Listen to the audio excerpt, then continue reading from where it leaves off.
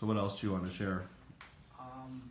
We just want to share the urgency to find a solution to protect Dreamers by January 19th. We feel that there's a misunderstanding that March 5th is the deadline when really it takes months to implement protection for Dreamers, and that's why January 19th it's got to be the absolute deadline to find protection for people like ourselves.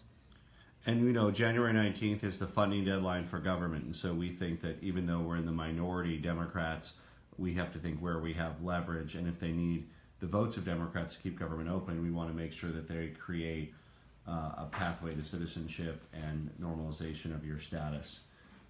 Does anybody want to address, like, when people say, why didn't you just become a citizen? Why didn't you become American? Who wants to address that? I can share a little bit about my story. I actually am from a mixed status family.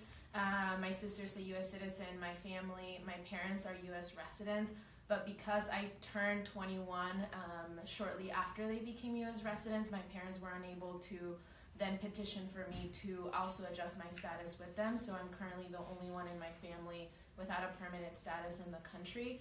And without a solution to DACA and for all Dreamers, you know, I'd be separated from my family who has legal status to be in the country.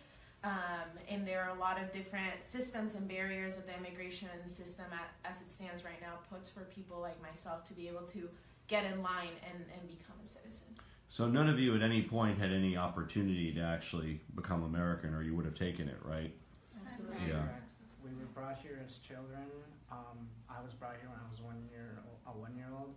Grew up just like with all my friends, and not really.